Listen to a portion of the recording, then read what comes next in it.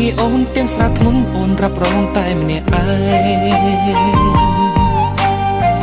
បងចំបែងបងអាណិតអូនណាស់មកចាំងស្នេហ៍ព្រោះយើងក្រទើបអ្នកផ្សេងមិនចង់មកនៅក្បែរតែសូមមីអូនកុំព្រួយអ្វីបើនៅមានបង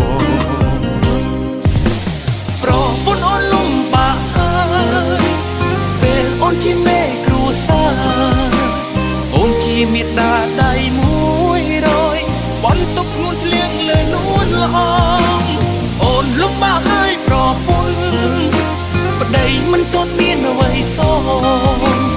នឹកខ្មាស់អូនណាបងនឹងប្រឹងតបស្នងសង្ឃសុភមេគលជូនអូនវិញ